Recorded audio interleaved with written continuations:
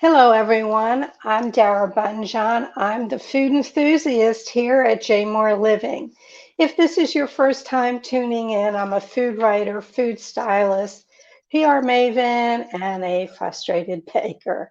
I just want to remind everybody that there is a cache of our shows at jmoreliving.com and here on Facebook. So go back into the archives, take us for your walks, your runs, and your drives. Today, there's a brand new, very special restaurant in Baltimore that has just opened. I mean, just opened as of last night. Groundwork Kitchen is Southwest Baltimore. It's located in Southwest Baltimore's Pigtown. It is the home to Paul's Place Culinary Arts Training Program. The restaurant has been doing carryout and catering and have officially opened the dining room just last night, as I said. All proceeds from the restaurants go right back into the training and placement programs for the newly trained hospitality workers. Today's guests are Executive Chef Kimberly Triplett and Kitchen Program Director Ellen Levy. Hello, ladies. Hi, Dara. How are you? I'm fine. Good afternoon to you. So, after your first full night of service at Groundwork Kitchen, how long has this project been ongoing from inception to open the doors? Can you answer that? Well, that's a great question. I came on board to Groundwork Kitchen and Paul's Place in April. So the project was ongoing. So, Ellen, how long can you Yeah, give a time so frame? the vision for Groundwork Kitchen is kind of been in the works since about 2015.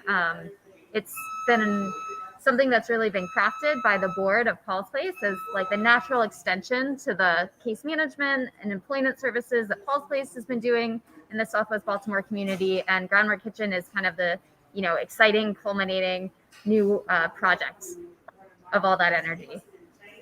Well, let's talk about the restaurant initially right now. I know the whole building is 14,000 square feet. So there's training on the lower level, the kitchen, there's a mezzanine, there's hydroponics. Um, what are we doing in the kitchen now? What can people expect when they walk in? You have um, doing some catering. You've been doing carryout for a while.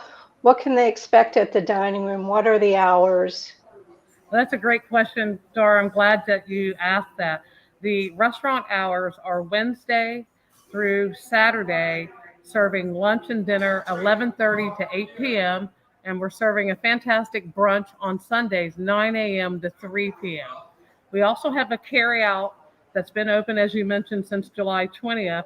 And the carryout is open every day, Wednesday through Saturday, 9 a.m. to 5 p.m., and it will mirror the same hours as brunch. What you can expect from Groundwork Kitchen is culinary enthusiasts, influencers like yourself, Dara.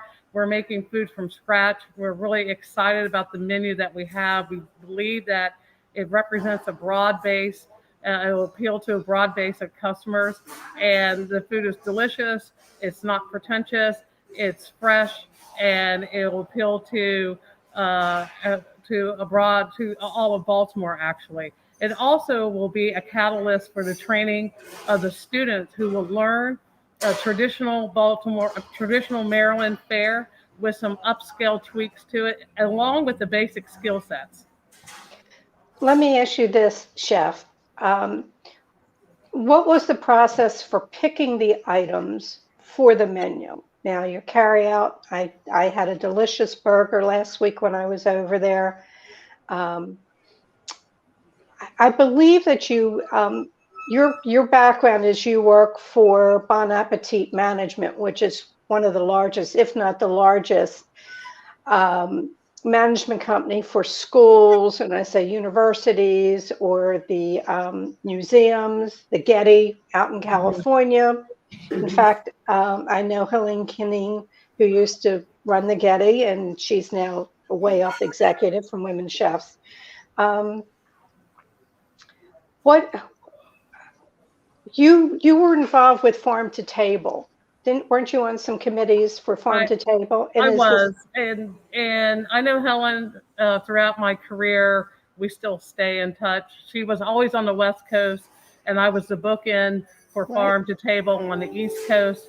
What I'm known for is starting Farm to Fork for Bon Appetit Management Company on the East Coast, and helping implement the standards from meeting the farmers, taking the food from the farm to the kitchen, and training the staff so the student experience and the guest experience would have a true farm to table experience, cooking from scratch.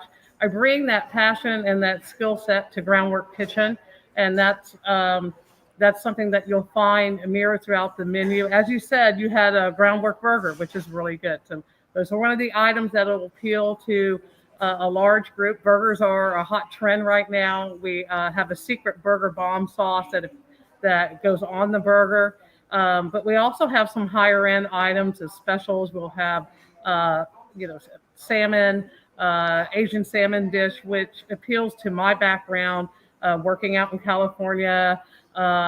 Even I've been to the Getty, and using all my travels within my last work experience and to bring to the menu at Groundwork Kitchen. When I was writing the menu for Groundwork Kitchen, the space lends itself to industrial modern. It is a relaxed atmosphere.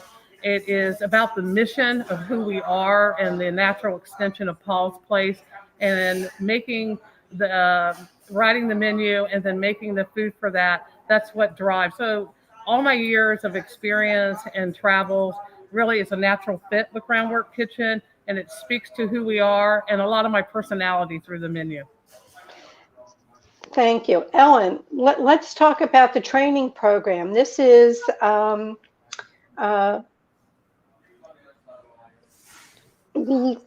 kept on saying, you opened it up. You had 100 applicants. You can only take, what, 60? Let's talk to the culinary training program, and just let me open the floor and let's talk about that. Sure. Yeah, we just welcomed our first class of students. As you mentioned, our goal is to train and graduate 60 students a year.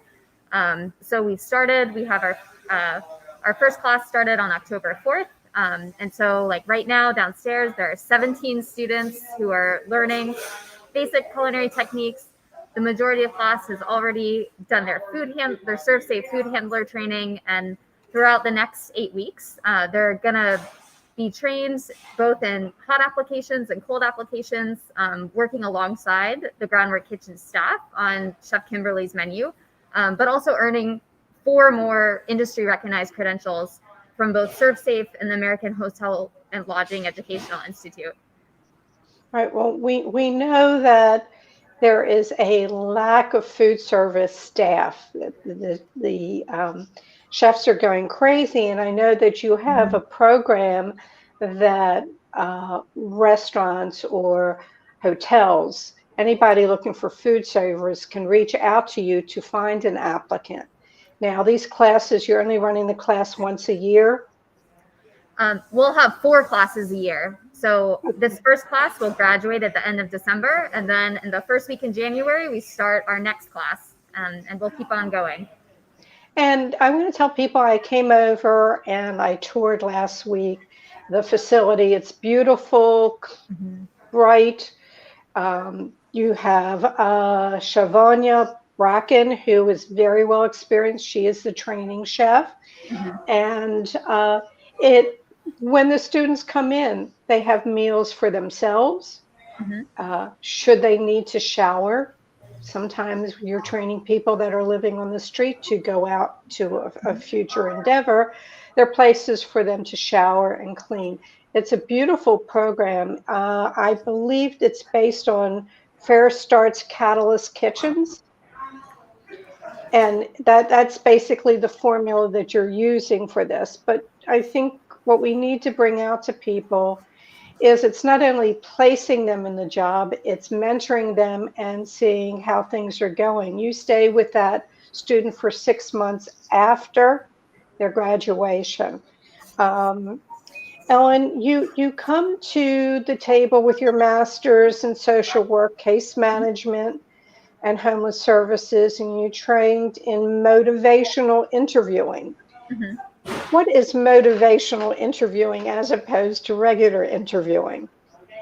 Sure. Motivational interviewing is a technique or a style of really helping bring out someone's goals and pointing them towards like future orientation, specifically by eliciting kind of their plan or their goals for themselves. So, we're working with new food service professionals, and we're trying to help them forge what way are they going to start their career in food service. So, we're really just kind of help eliciting, from them, what is their vision for their future food service career. Okay, I was just curious, I was reading your background and you have another degree in languages, Spanish, which would be very apropos to the work that you're doing. So there are a number of Hispanics in the city that need the same amount of training as everyone else. And people, if you know someone who can take advantage of this training, you can check out everything on the website. All the information you need is groundworkkitchens.com, people. If you want to donate, if you want to volunteer, if you want to come in and make a reservation for dinner, carry out. They have a beautiful spot upstairs, a mezzanine, and you can do special parties up there. And what I thought was unique is that you do have a chef's table.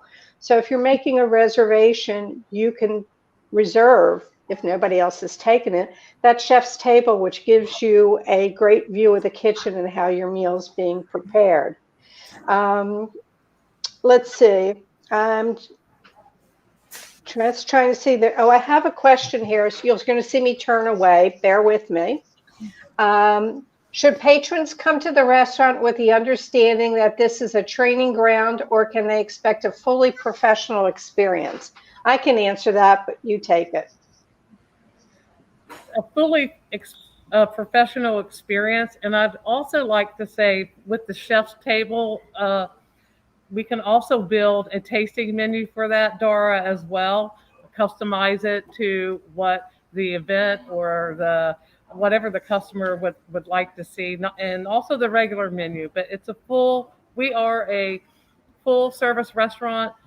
We have chefs that are career chefs, that are enthusiasts along with us and want to be impactful and serving great food. Well, that's terrific. Now, towards the end of the show, I asked a couple questions, but before I forget that, you're making your own sriracha. So are people like hungering for that and just coming in to carry out and getting sriracha to go? I know that you use Grubhub. Uber Eats, DoorDash as well. So it's accessible to everyone. And the facility is absolutely stunning, immaculate. And you also have hydroponics that the students learn to see how to grow the fresh herbs and different. Now, will that be year round? Because I know it's out on the patio, and come dead of winter, it's not going to be out there. It sure is. We have wonderful arugula. It is some of the best arugula I've ever used and tasted in my salad. So we have someone that supports us with the hydroponic garden, and it's just we were told that it would take 6 weeks for the arugula to grow, Dara, and it took 1 week. So the air in Southwest Baltimore is just fine. And for those tuning in who are not from Baltimore, Southwest Baltimore, the area is called Pigtown because it used to be where all the slaughterhouses were very early on. It does not reflect on what's going on down there. But I met some of the staff that you've been training when I was down there, and how charming, how comfortable they were with everyone and greeting them. So it's a wonderful opportunity for people to get out for lunch or for dinner and try something new and support a charity where meals are with meaning, which is your slogan. So the last question, and Ellen, you can jump in and give me that answer too, but I'm sending it to Chef, and I asked this at the end of the show. What was your epic culinary fail? Well, the first time I made a hot sauce, in-house sriracha, about 10 years ago. And but what I learned from that was how to make a great sriracha in-house, which we serve daily here. So All right, Ellen, have you had a culinary epic fail you care to share? Oh, a string of them. Actually, I'm learning. I'm very much a beginner when it comes to cooking, and I'm working my way through some cookbooks. And when a recipe goes awry, I actually come into Chef Kimberly and ask her, "What did I do wrong? How can I correct this?" So yes. she's taught me a lot already. Well, let me tell you something. Not every recipe is written well. Yeah. And people go online, and there was just something, on there. And I, along with my friend Jeffrey, we put together a cookbook called Yum, Tasty Recipes from Culinary Greats. And even chefs don't know how to write recipes. So it was a compilation, and we had to look at it and reevaluate it. And there is a format for writing recipes. So I'm just telling everyone, just because it's on the internet and it's up there, it doesn't mean it's well written, doesn't mean that it's measured properly. Check your sources to where it's coming from. And finally, out to both of you, my last question is, what didn't I ask you that I probably should have? That's a great question. And I think you hit on all the major points. We are a catalyst for change. Groundwork Kitchen, we're an extension of the work that Paul's Place does, and it's who we are, and Meals with a Meaning, and it's also flavor with a meaning as well. Anything else, Ellen, that you can think of? Yeah, well, I don't know if we covered it, but I always want to say if you or someone you know might be a good fit for the training program, please apply online. It's on our website, groundworkkitchen.com. Well, I want to thank you both because I know you're in the throes of lunch and being your opening week. And I want to wish you continued success. Our eyeballs are on you. Hopefully, some of my audience will want to volunteer or donate, and definitely come in for lunch or dinner or carry out or catering. So thank you, ladies, very much. And I'm just going to continue on with a couple of notes for the audience. Thank you for joining us. Thank you for having us. Thank you for having us. You're welcome. Bye-bye. Okay, everyone. So who's going to be on next week? Well, next week is going to be humorist, writer, baker is Allison Robicelli. Now, she was on the show before. She writes for thetakeout.com. And she's very open about how she feels about things. She's funny, witty, and we're going to talk about the new episodes of the Great British Bake Off, which is on Netflix, and more, because she's been living here in Baltimore. She wrote a couple books about what's going on in Baltimore. So tune in next week to see Allison Robicelli, think the Great British Bake Off. And as always, we appreciate you tuning into the show and sharing it with your friends.